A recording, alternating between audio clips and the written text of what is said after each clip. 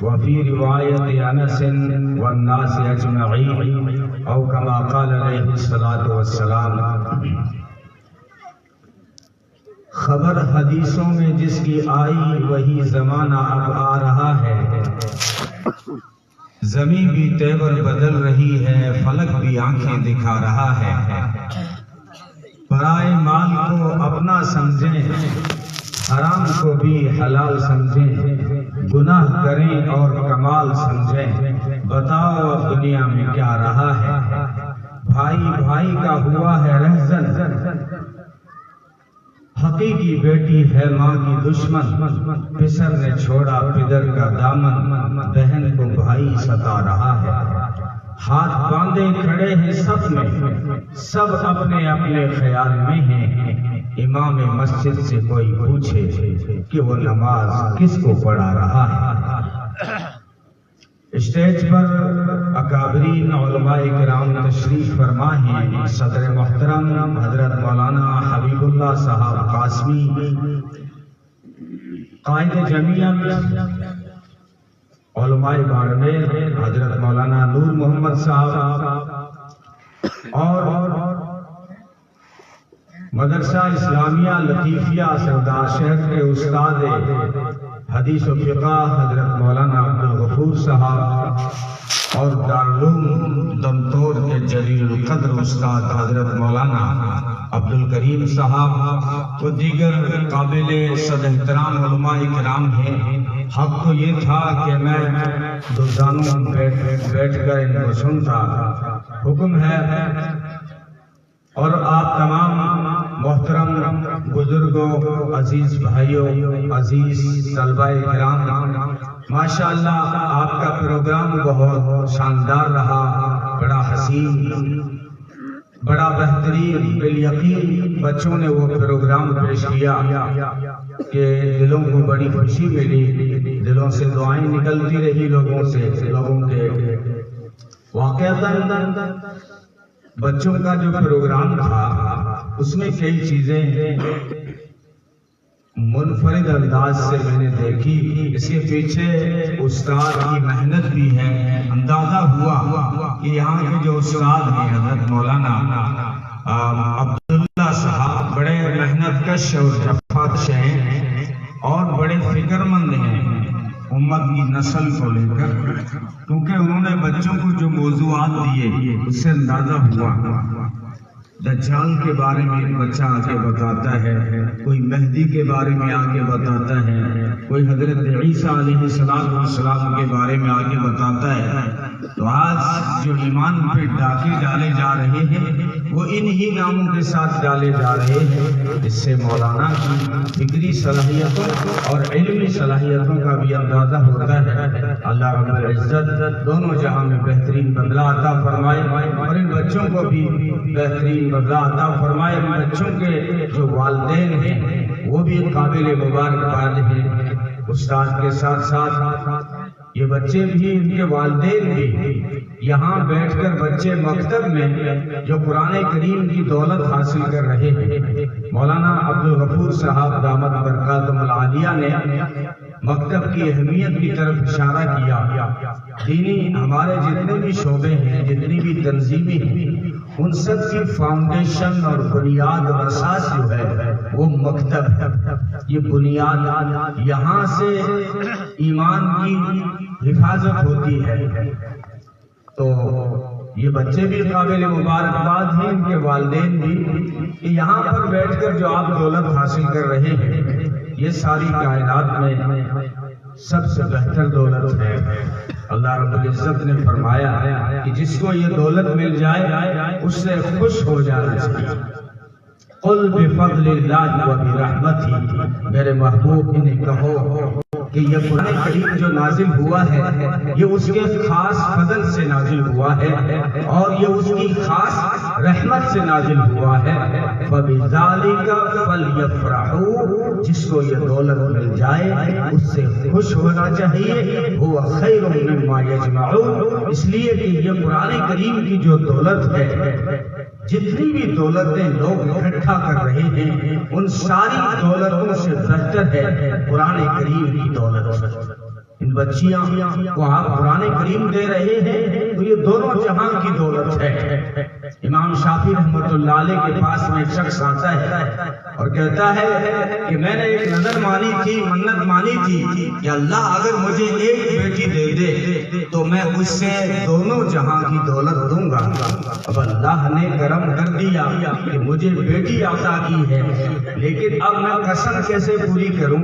دونوں جہاں کی دولت بیٹی کو کیسے دوں؟ یہ تو ممکن ہی نہیں ہے۔ تو امام شافعی رحمۃ اللہ علیہ نے فرمایا یہ ممکن ہے کہ تو اگر چاہے تو اپنی بیٹی کو دونوں جہاں کی دولت دے سکتا ہے۔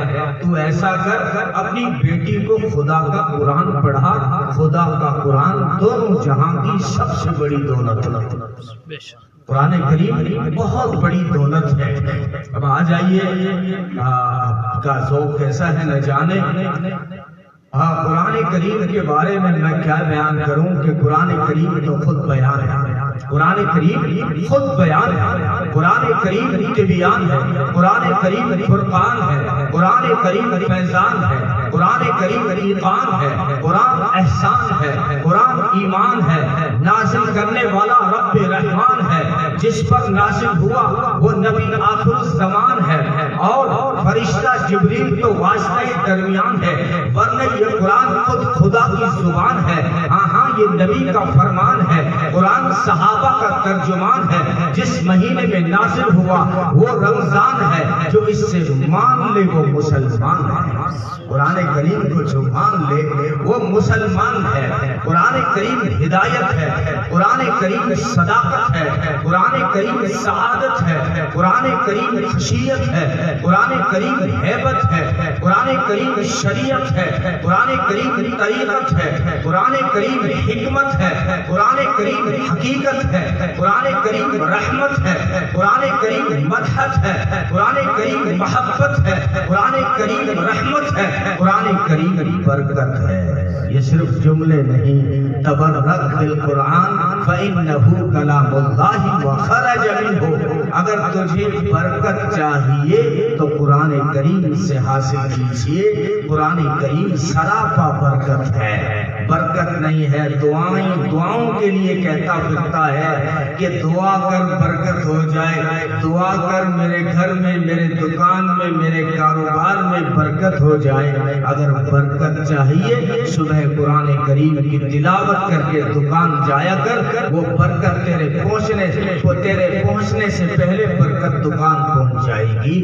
تبرک بالقرآن فإنہ کلام اللہ وخرج منہ، کہ قرآن کریم سے برکت حاصل کرو۔ اگر چاہتے ہو کہ برکت گھر میں آئے تو قرآن کی تلاوت کو گھر میں لاؤ، اگر چاہتے ہو برکت دکان میں آئے تو جو ہے تلاوت کو دکان میں لے آؤ، اگر چاہتے ہو کہ برکت اولاد میں آئے تو قرآن کریم کی دولت کو اولاد میں لے آؤ۔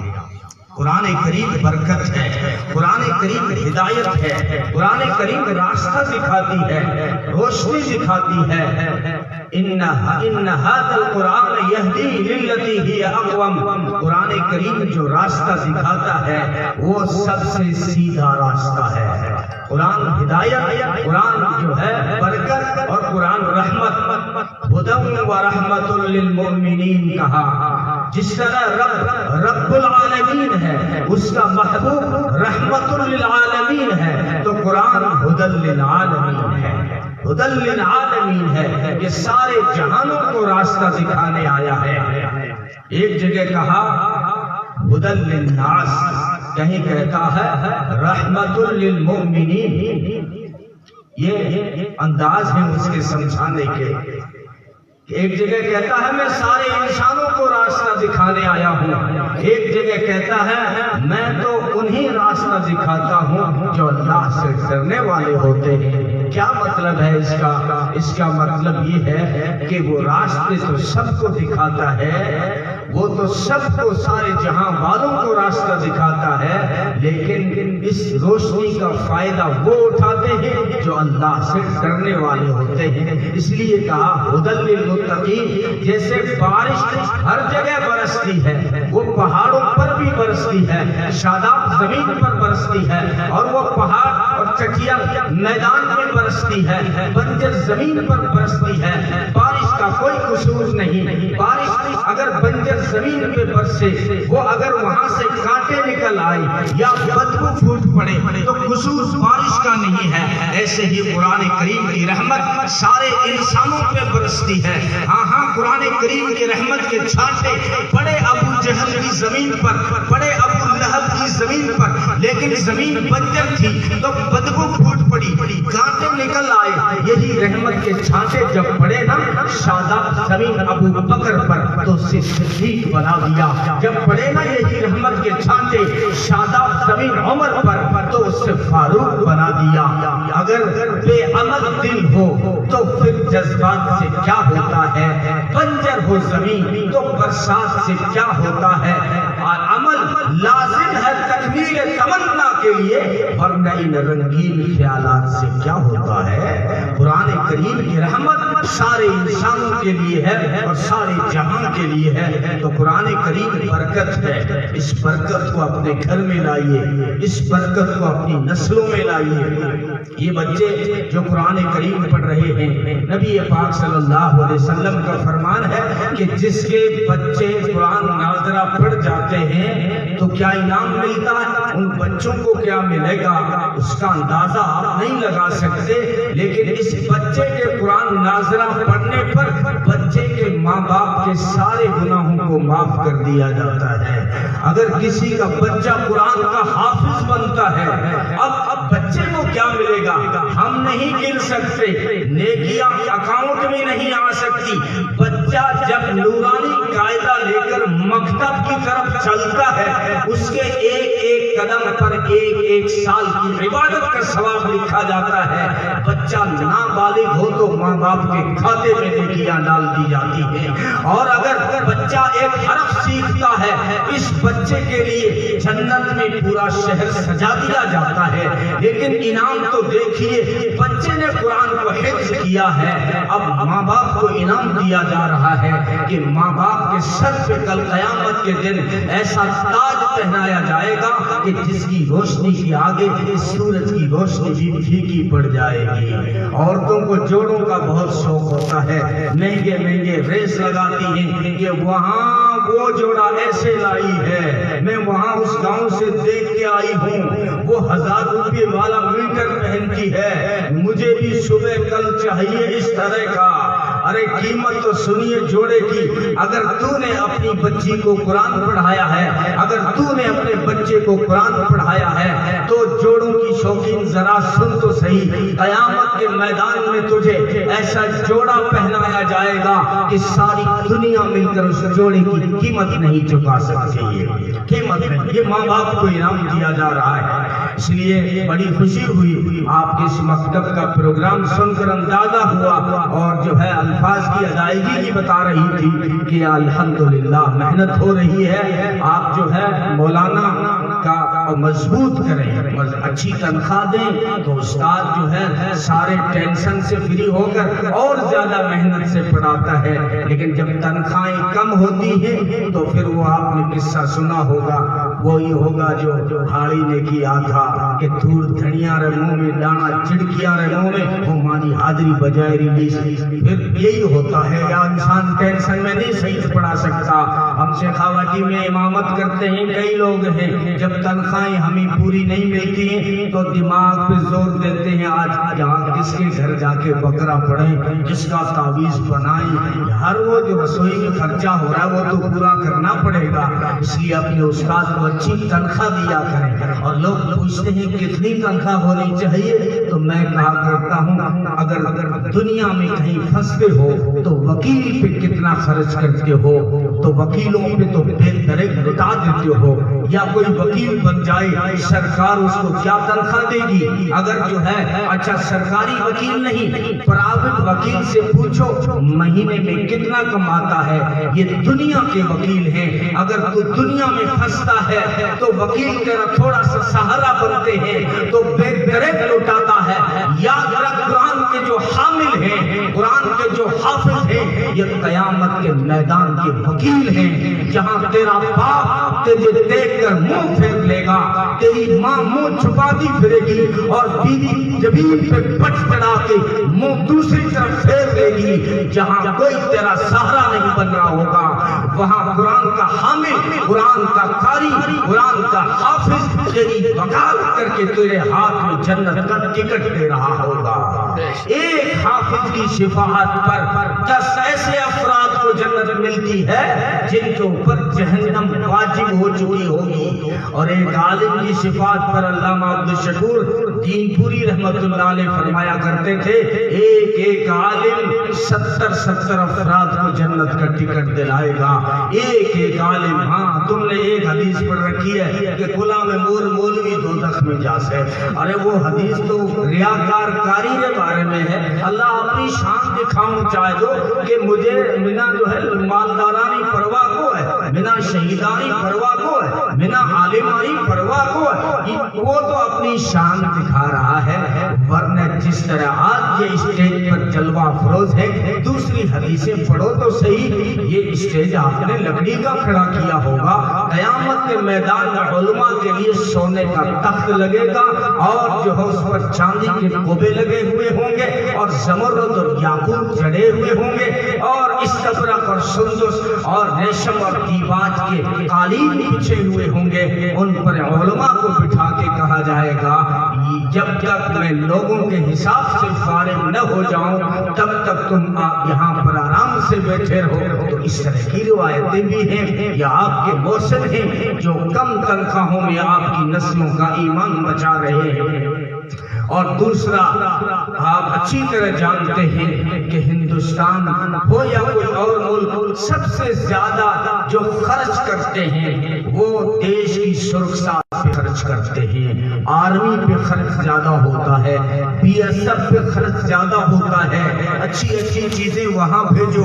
وہ ہمارے سپاہی ہیں، وہ ہمارے چوکیدار ہیں. بے شک ہم انہیں سلام کرتے ہیں اور جو ہے ہم انہیں داد تحسین دیتے ہیں کہ وہ ہمارے محافظ ہیں. وہ چوکی بلکہ اگر کوئی اس طرح کی نیت کرتا ہے، اسلام میں بھی بڑے فضائل آئے ہیں. آپ یوں نہیں سمجھنا کہ مولوی جو ہے صرف مولوی جنت میں جائے گا.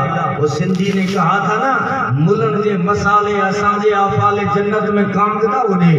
یہ ایسا نہیں ہے، فضائل ہر ایک کے بارے میں بھی ہیں. اگر آپ BSF بنتے ہیں، آرمی میں جاتے ہیں، آپ جو ہے پولیس مین بنتے ہیں یا چوراہے پہ آپ کی ڈیوٹی لگتی ہے یا آپ ٹریفک کنٹرول والے بنتے ہیں، نیت یہ کر لیجئے گا کہ میں اپنے تن کی، من کی، ایمان کی، ہندوستان کی، ہر انسان کی حفاظت کروں گا.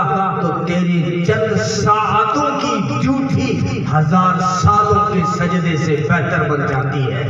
اگر آپ وکیل بنتے ہیں، آپ جو ہے جج بن جاتے ہیں، یا آپ کو پٹیلی کا بڑا شوق ہے، آپ گاؤں کے بڑے چودھری ہیں، تو چودھریوں فیصلے اچھے کیا کرو.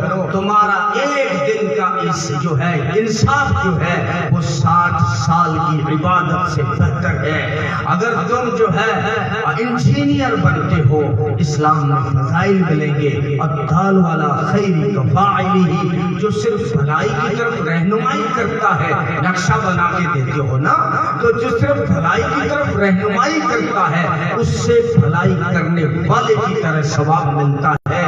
آپ اگر ڈاکٹر ہیں، اندازہ لگائیے جو صرف مریض کی عیادت کر رہا ہے اس کے لیے 70,000 فرشتے مغفرت کی دعا کر رہے ہیں. اور جو ڈاکٹر مریض کا علاج کر رہا ہے اس کے لیے کتنے فرشتے مغفرت کی دعا کریں گے؟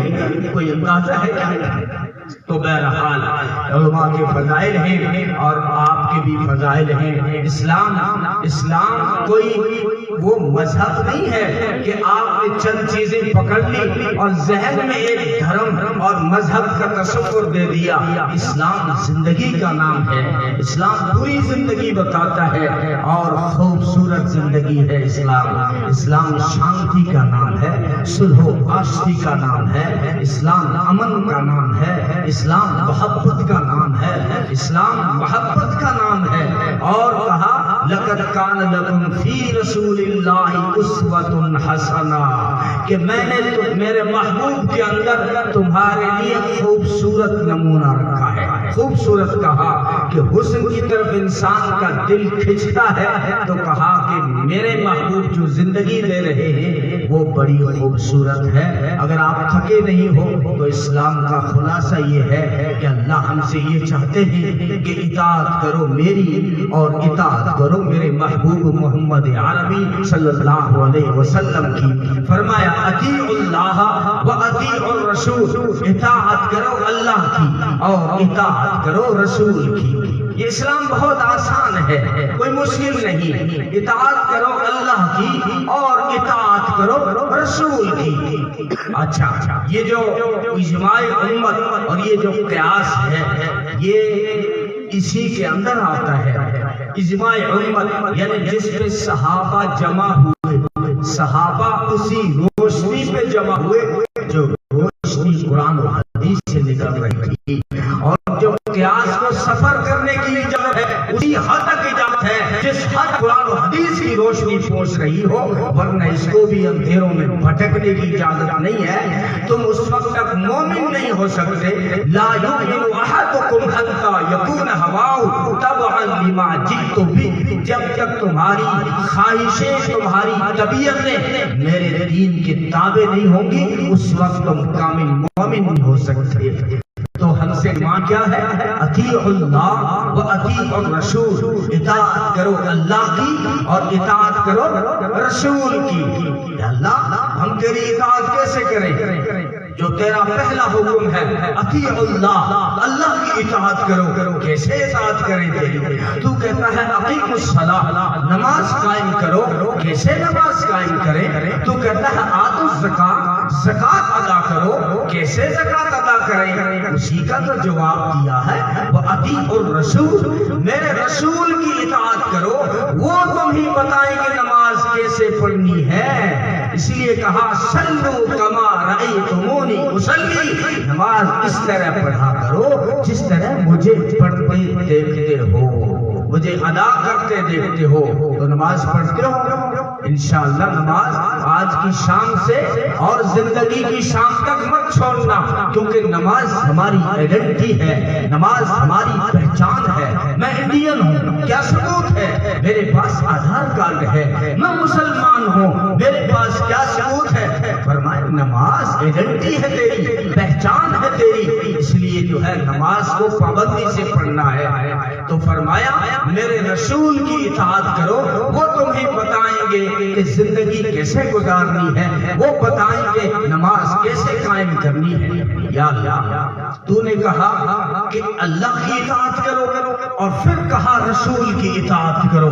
ہم نے رسول کی اطاعت تو کر لی، دوسرا حکم تو پورا کر لیا، لیکن وہ پہلے حکم کا کیا ہوا جو کہہ رہا تھا اطیعوا اللہ ہے؟ فرمایا من یطع الرسول فقد اطاع اللہ، جس نے میرے رسول کی اطاعت کی گویا اس نے اللہ کی اطاعت کر دی، اس نے اللہ کی اطاعت کر دی۔ معیار ٹھہرایا اپنے محبوب کو، کیا محبت دی ہے کہ اپنے محبوب کی اطاعت کو اپنی اطاعت قرار دیا، اور سنیے بلکہ اپنے محبوب کی محبت کو اپنی محبت قرار دیا۔ قل ان کنتم تحبون اللہ فاتبعونی، اگر تم اللہ سے تعلق بنانا چاہتے ہو، اللہ کا قرب چاہتے ہو، اگر تم چاہتے ہو کہ اللہ کے یہاں تمہارا کوئی مقام ہو، تمہارا کوئی اسٹیٹس ہو، تمہیں قرب نصیب ہو اور اللہ کی محبت نصیب ہو، تو اصول بنا دیا کہ قل ان کنتم تحبون اللہ فاتبعونی، کہ اگر تم چاہتے ہو کہ اللہ سے محبت کرے یا اللہ ہم سے محبت کرے تو تم پہلے میرے محبوب کی اطاعت کرو، پھر خدا خود تم سے محبت کرے گا۔ فاتبعونی ہے، لیکن علماء کرام اطاعت بھی بغیر محبت کے قائم نہیں ہوتی۔ اشارہ یوں ہے کہ اگر میری محبت چاہتے ہو تو میرے محبوب سے محبت کرو خدا خود تم سے محبت کرے گا۔ کیا محبت کا معیار ٹھہرایا ہے اللہ نے اپنے محبوب کو۔ ہاں دشمن حیران ہے کہ محمد صلی اللہ علیہ وسلم اتنے محبوب کیوں؟ ہم سے مت پوچھ، صرف ہمارے محبوب نہیں ہیں، وہ خود خدا کے محبوب ہیں، وہ فرشتوں کے محبوب ہیں، وہ انسانوں کے محبوب ہیں، وہ جمادات کے محبوب ہیں، وہ نباتات کے محبوب ہیں، وہ چرندوں پرندوں کے محبوب ہیں، وہ درختوں پتھروں کے محبوب ہیں۔ اللہ کے محبوب، اللہ نے اپنے محبوب کی اطاعت کو اپنی اطاعت کہا، اپنے محبوب کی محبت کو اپنی محبت کہا۔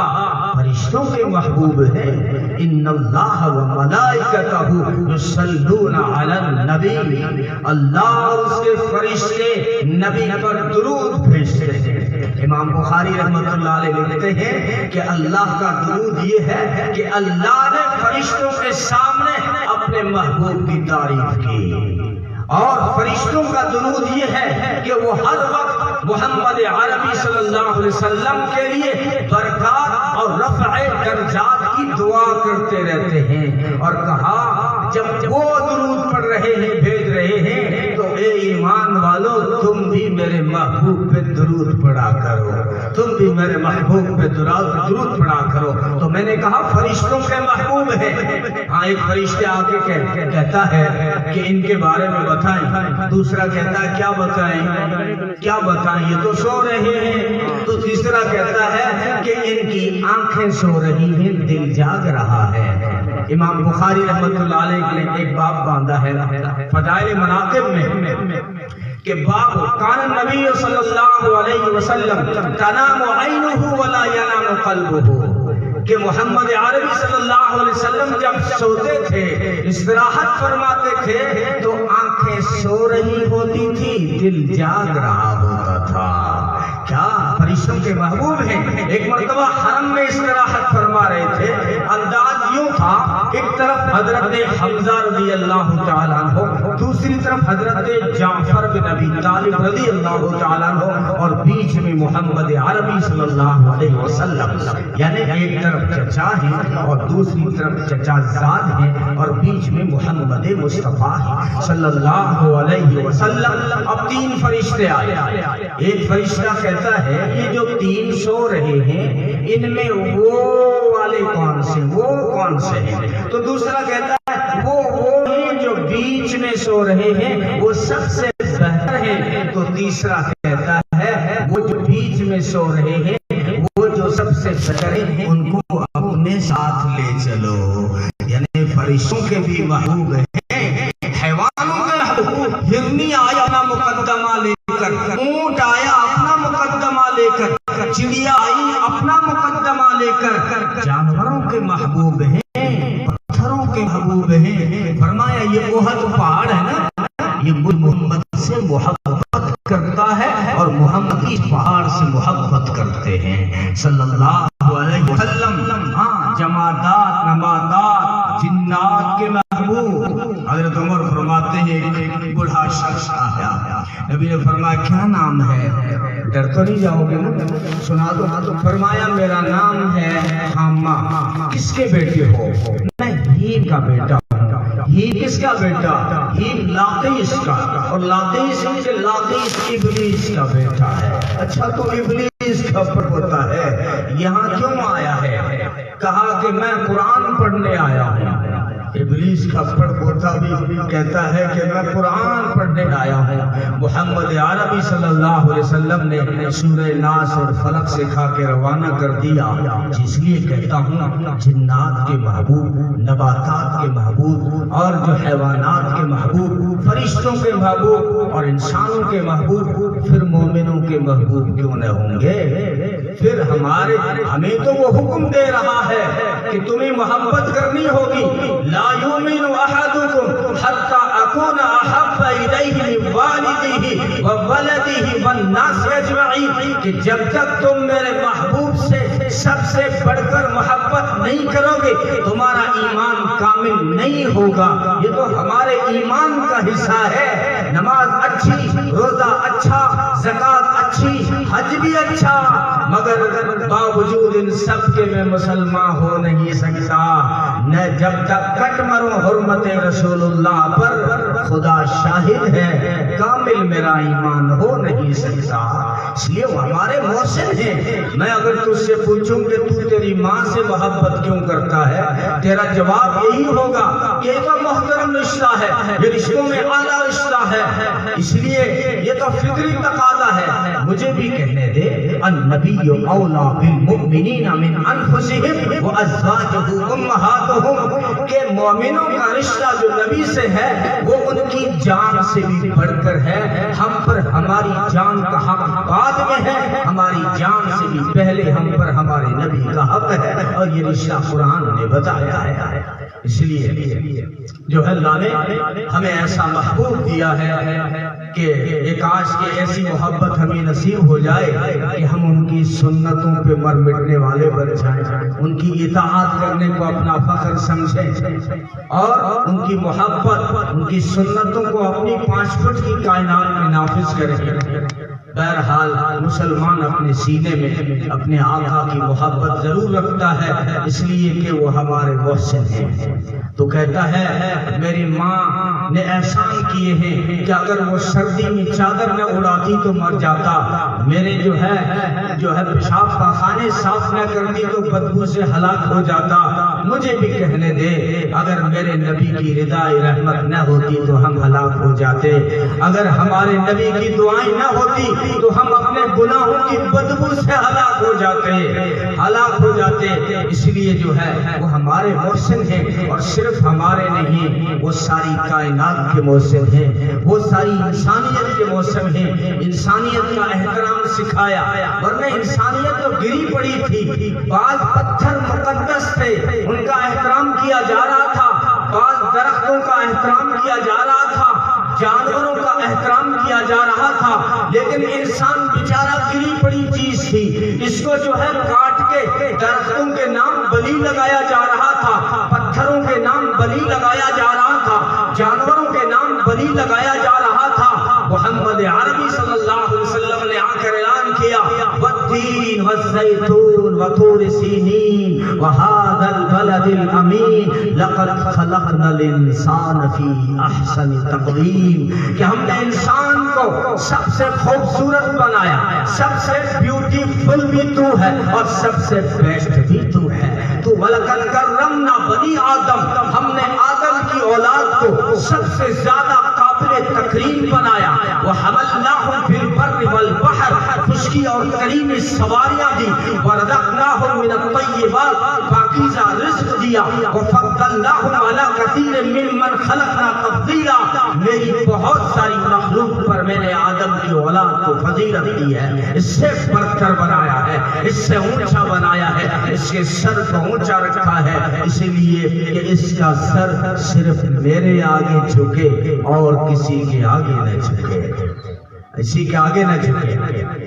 اللہ رب العزت نے حضرت یحییٰ علیہ السلام کو 5 باتیں بتائی تھی، یہ 5 باتیں آپ کو بتا کے میں وآخر دعوانا پڑھ لیتا ہوں۔ فرمایا کہ میرے پیغمبر 5 خاص باتیں بتاتا ہوں، خود بھی عمل کرنا اور بنی اسرائیل کو بھی بتانا۔ اس کو علامہ ابن کثیر رحمۃ اللہ علیہ نے سورہ بقرہ کی تفسیر کرتے ہوئے نقل کیا۔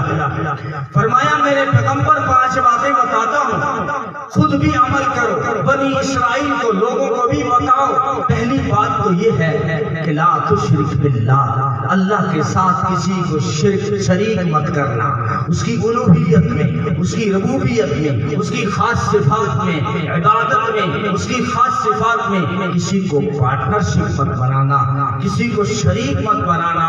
یہ اللہ رب العزت نے فرما دیا ہے کہ میں گنہگاروں کو تو معاف کر دوں گا قیامت کے دن، لیکن اگر کوئی شرک لے کے آ گیا اس سے معاف نہیں کروں گا۔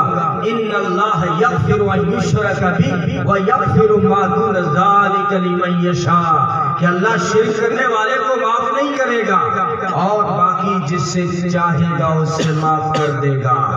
بلکہ جب بات شرک کی آتی ہے، علماء اکرام موجود ہیں، قرآن کریم پڑھتے ہیں جب بات شرک کی آتی ہے نا تو اللہ رب العزت کا لہجہ بدل جاتا ہے، جلالی ہو جاتا ہے۔ سورہ انعام میں نبیوں سے بات کر رہا ہے اور 18 نبیوں کا نام لیا، نام لے کے ایک صفحہ ہے خوبصورت قرآن کریم میں، 18 نبیوں کا نام لیا اور کہا کہ یہ نبی اور ان کے آباء اور اجداد میں جو نبی آئے وہ اور ان کی اولاد میں جو نبی آئے وہ، یعنی آدم سے محمد صلی اللہ علیہ وسلم تک سارے نبیوں سے مخاطب ہوتے ہوئے کہہ رہا ہے کہ وَلَوْ أَشْرَكُوا لَحَبِطَ عَنْهُمْ مَا كَانُوا يَعْمَلُونَ، کہ اگر یہ نبی شرک کرتے تو میں ان نبیوں کے اعمال کو بھی جلا دیتا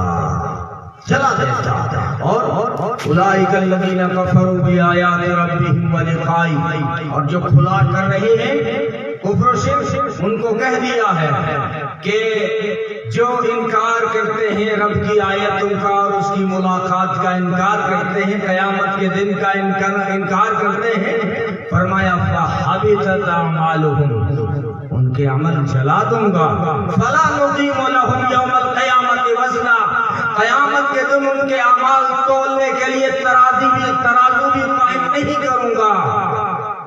میرا سیدھا فیصلہ ہے، شرک کرنے والے جو شرک لے کے قیامت کے میدان میں آ گیا، پیغمبر کا بیٹا ہو یا والد، میرا سیدھا فیصلہ ہے بغیر حساب کتاب کے دوزخ بھیج دوں گا۔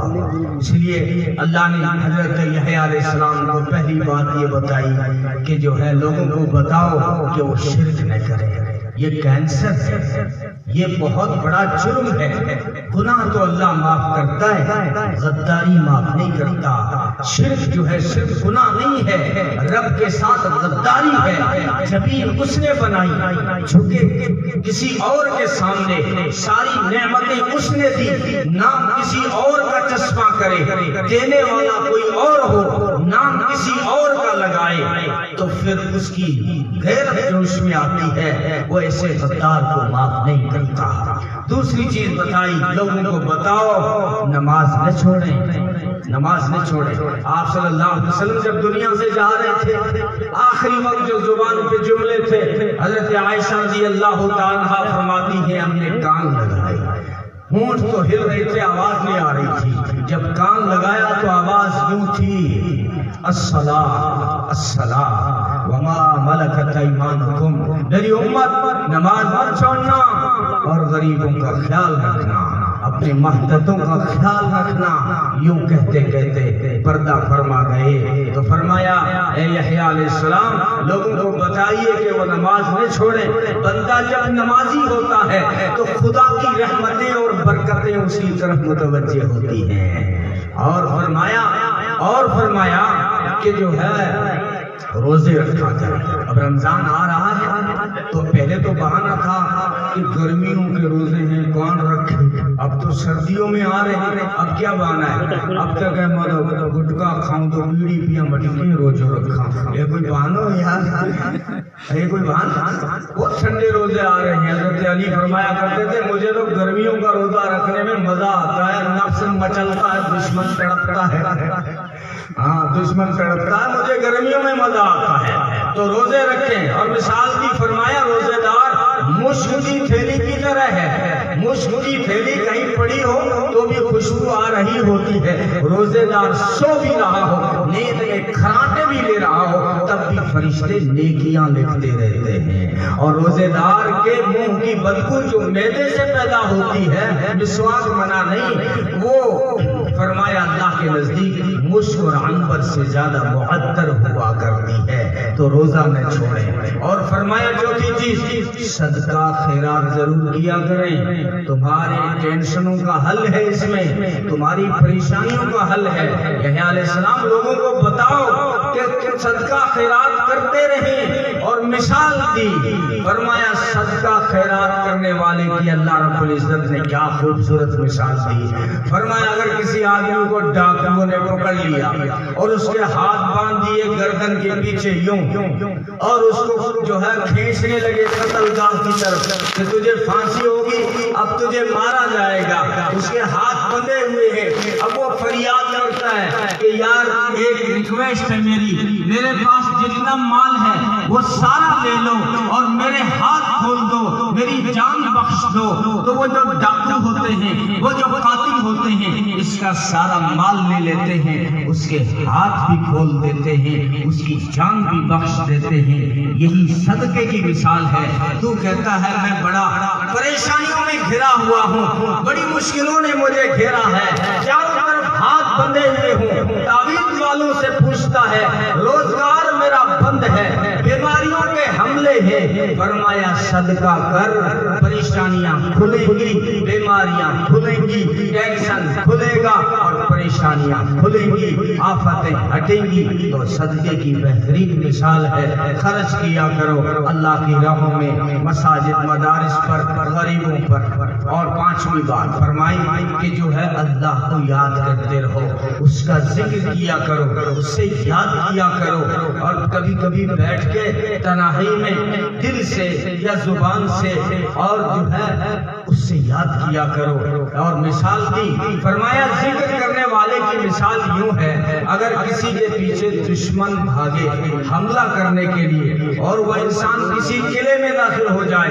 یا کسی کمرے میں داخل ہو کر اندر کی کنڈی بند کر دے تو وہ اپنی جان بچا لیتا ہے، اس دشمن سے محفوظ ہو جاتا ہے۔ یہی اللہ کے ذکر اور اس کی یاد کی مثال ہے کہ انسان کا اصلی دشمن شیطان ہر وقت انسان کے پیچھے لگا رہتا ہے، کب اس کا ایمان چھینوں، کب اس سے غلط راہوں پہ ڈالوں، ہر وقت جو ہے پیچھے لگا رہتا ہے۔ اگر اس شیطان سے، اس دشمن سے بچنا ہے، اللہ کا ذکر کیا کر، شیطان بھاگ جائے گا اور تیرے ایمان کی حفاظت ہو جائے گی۔ تو یہ باتیں جب فرمائی تو نبی پاک صلی اللہ علیہ وسلم کو اپنی امت یاد آ گئی۔ فرمایا میری امت، یہ تو حضرت یحییٰ علیہ السلام نے بنی اسرائیل کو بتائی، اب میں تمہیں 5 باتیں بتاتا ہوں۔ پہلی بات بتائی کہ مسلم اکثریت کا ساتھ مت چھوڑنا، یعنی جماعت کا ساتھ مت چھوڑنا، جدھر اکثر امت جا رہی ہو ادھر تم چلے جانا، اکیلے مت جانا۔ جو بکری ریوڑ سے نکل جاتی ہے اس سے بھیڑیا اچک لیتا ہے، جو انسان امت کی راہ چھوڑ کر اکیلا چل پڑتا ہے شیطان اس سے اچک لیتا ہے۔ اور فرمایا جس نے اکثریت مسلمانوں کا ساتھ چھوڑا، جس نے اکثر امت کا ساتھ چھوڑا، اکیلا دوسرا راستہ اور دوسری پگڈنڈی اگر اس نے تلاش کی تو نبی نے فرمایا اس نے اپنے گلے سے اسلام کا پٹا ہی اتار دیا، اس نے اپنے گلے سے اسلام کا پٹا ہی اتار دیا۔ اور فرمایا حاکم کی اطاعت کرنا، اگر مسلم بادشاہ آپ کا بادشاہ ہو تو اس کی اطاعت کرنا، اور آپ کا کوئی وڈیرا ہو تو اس کی اطاعت کرنا۔ پہلے معاشرہ اسی لیے منظم تھا کہ اپنے وڈیروں کے پیچھے، سمجھداروں کے پیچھے ان کے کہنے پر چلتے تھے تو معاشرہ بڑا منظم تھا۔ آج گھر گھر پٹیل ہے تو گھر گھر آگ ہے، گھر گھر آگ لگی ہوئی ہے۔ اور حاکم میں علماء بھی آتے ہیں، علماء یہ اصلی حاکم تو یہی ہیں، ان کی اطاعت کرنا۔ جن علاقوں میں علماء اور عوام کا ربط ٹوٹا ہوا ہے وہاں پر کوئی تنظیم کامیاب نہیں ہوتی، کوئی سنگٹھن کامیاب نہیں ہوتا، اور کوئی جو ہے تحریک کامیاب نہیں ہوتی، کوئی منصوبے تکمیل کو نہیں پہنچتے۔ اگر تم چاہتے ہو کہ یہاں اچھی فضا بنے کہ ہم دوسرے اسٹیٹ میں دیکھ کے آتے ہیں، اسی وقت بنے گی جب علماء کے تابع بن کر ان کے مشورے سے چلو گے۔ اور علماء اور عوام کا ربط جو ہوگا، یہ علماء انبیاء کے وارث ہیں۔ بے شک کمیاں آ گئی ہیں ہمارے اندر، آپ کے پاس میں بہت مال ہے، آپ کے 10 پلاٹ باڑمیر میں ہیں اور 5 پلاٹ گادریا میں ہیں، 4 گڈرا میں ہیں، ڈسٹر فارچونر کھڑی ہے، اور جو ہے آپ کا بیٹا لولا ہے، لنگڑا ہے، کانا ہے اور کاڑا ہے، ہاں کانا ہے اور اپاہج ہے اور بھولا ہے، شانہ ہے، باوڑا ہے۔ اب کل تیری پراپرٹی کا مالک وہ کانا کاڑا بنے گا یا محلے کا خوبصورت بنے گا؟ یہ علماء کرام اگرچہ ہمارے اندر کامیاں آ گئی ہیں لیکن یہ محمد عربی صلی اللہ علیہ وسلم کے وارث ہیں۔ محمد عربی سارے انبیاء کے وارث ہیں اور خاص کر محمد عربی صلی اللہ علیہ وسلم کے وارث ہیں۔ یہ حل نکالو اس کو۔ ایک آدمی اگر اگر ہوا میں ہاتھ پھیلاتا رہے آواز نہیں نکلتی. آپ کا ساتھ چاہیے, آپ کا تعاون چاہیے, اور پھر علماء کی فکریں ساتھ ہوں تو انشاءاللہ تعالی اس علاقے کے حالات پھر بدلیں گے. پھر مسجدیں بھریں گی نمازیوں سے, اور پھر بچے انشاءاللہ دینی اور دونوں طرح کا علم حاصل کریں گے. علماء کا خواب ہے. کیا سمجھا ہے تم نے ان کو؟ کہتے ہیں علماء صرف وہ پڑھا رہے ہیں, ان کو دنیا کا کوئی ہوش نہیں ہے. پتا ہسٹری پڑھ, تو نے کون سی کالج قائم کی ہے, میں بھی دیکھنا چاہتا ہوں. تو نے کون سی کوئی اسکول بنائی ہے, مجھے دکھا. ہاں, یہ ہندوستان کو دیکھ, یہاں پر بڑی بڑی یونیورسٹیاں کس نے قائم کی ہیں, جامعہ ملیہ ہو یا علی گڑھ ہو یا کوئی اور ہو. علماء کے آج بھی یہ خواب ہے. غریب علماء 8,000 تنخواہ ہے, رات کو سوتے ہیں تو یہ سوچتے ہیں کہ میرے مدرسے میں 12ویں کب آئے گی, میرے مدرسہ یونیورسٹی کب بنے گا. ہاں, علوم عصری علوم کے ہم مخالف نہیں ہیں, ہم علوم لینا چاہتے ہیں, لیکن اسلام کی تربیت میں لینا چاہتے ہیں. نری تعلیم اگر ہوگی تو ٹھیک کے خیال میں تو روٹی بھی گئی, چاہیے تھی شے بڑی تو چھوٹی بھی گئی. واعظ قوم کی نصیحت کو نہ مانا, آخر پتلون کی طاق میں لگوٹی بھی گئی. کلچر چھین لیا تیرا نری تعلیم کے چکر میں. بڑی انجینئر بنائی پھرتی ہے وہ مکڑی, بڑا خوبصورت جالا بناتی ہے, کہتی ہے میں انجینئر ہوں, میں میکینک ہوں, میرے جیسا جالا کوئی نہیں بنا سکتا. تو نے تعلیم تو حاصل کی لیکن تربیت میں نہیں آئی. تو پھر جب رات کو اس کا شوہر نیند میں کھراٹے لینے لگا تو اسی مکڑی نے, جو میکینک بھی ہے, انجینئر بھی ہے, نقشے بھی بناتی ہے, جالے بھی تیار کرتی ہے, لیکن تربیت نہیں ہے, تو رات کو سونے کی حالت میں اپنے شوہر کا مرڈر کر دیتی ہے اور بچوں کو جنم دیتی ہے اور دروازہ بند کر دیتی ہے. بچے تھوڑے حرکت میں آتے ہیں, وہ بھی میکینک بنتے ہیں, وہ بھی انجینئر بنتے ہیں, وہ بھی خوبصورت جالا تیار کرتے ہیں, لیکن رات کو جب ان کی ماں سوتی ہے, اس سے نیند آتی ہے, تو وہ مکڑی کے بچے اپنی ماں کا مرڈر کر دیتے ہیں. لعنت ہے اسی تعلیم پر. علماء کا خواب یہ ہے کہ علوم سارے لو, لیکن اسلام کی تربیت میں لو, قرآن کی روشنی میں لو, حدیث کے نور کے ساتھ لو, تو پھر تم جاؤ گے تو کہیں بھٹکو گے نہیں. ورنہ جو ہے طفل سے بو آئے کیا, ماں باپ کے اتوار کی, دودھ تو ہے ڈبے کا اور تعلیم ہے سرکاری. پھر کہتے ہیں کہ وہ پہلے جیسے لوگ نہیں رہے. مولانا نے اشارہ کیا نا کہ ماں صالحہ ہوتی ہے تو پھر صلحاء پیدا ہوتے ہیں, بیوی تقیہ ہوتی ہے تو مفتی تقی بنتا ہے, بیوی تقیہ ہوتی ہے تو پھر مفتی تقی بنتا ہے. اس لیے ضروری ہے اپنے بچوں کو بھی بچیوں کو بھی دونوں طرح کی تعلیم سے آراستہ کریں. ہمیں اس پہ زیادہ زور دینے کی ضرورت نہیں ہے, آٹومیٹک ماحول بن رہا ہے, ہر انسان جو ہے اپنے بچے کو اسکول بھیج رہا ہے, لیکن تم جو ہے نری تعلیم کے چکر میں قرآن سے منہ مت پھیر لینا, مکتب سے منہ مت پھیر لینا. علامہ اقبال سے زیادہ ہوشیار نہیں ہو سکتے.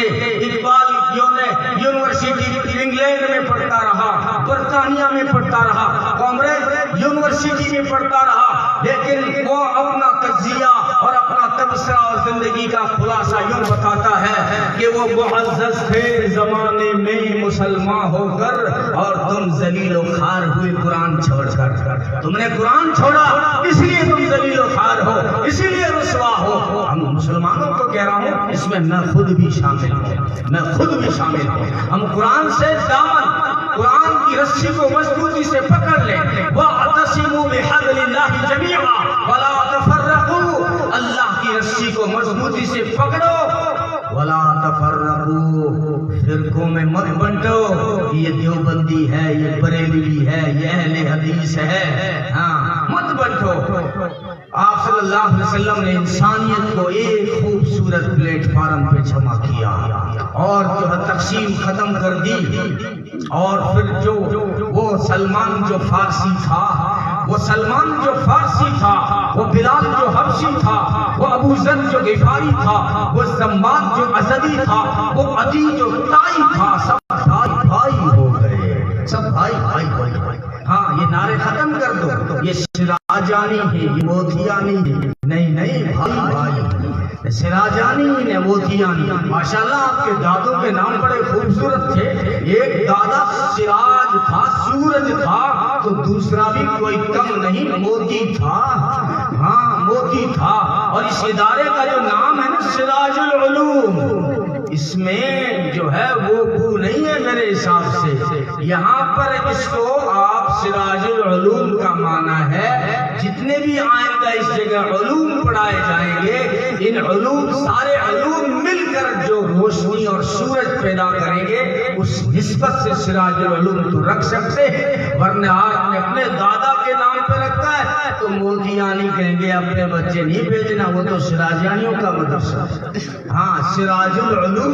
اس لیے جو ہے اسلام نے یہ چیزیں ختم کر دی. ماشاءاللہ اب یہ گاڑی پٹڑی پہ آئی ہے, جی تو کرتا ہے سیرت شروع کر دوں. اکابرین کا خیال کرتا ہوں. اللہ تعالیٰ مجھے عمل کی توفیق عطا فرمائے. آپ تمام کو بھی بڑی خوشی ہوئی. آپ کے حساس وساس چہرے اور آپ کی سماعتوں کو داد دیتا ہوں. اور بچوں کا جو پروگرام تھا ماشاءاللہ بہت ہی شاندار رہا. دعائیں نکلتی رہی دل سے. اللہ تعالیٰ جو ہے مولانا کو, ان بچوں کو, ان کے والدین کو, اور جو بھی فکریں کر رہے ہیں معاونین بھی, محبین بھی, اللہ رب العزت سب کو دونوں جہاں میں بہترین بدلہ عطا فرمائے. وآخر دعوانا الحمدللہ رب العالمین.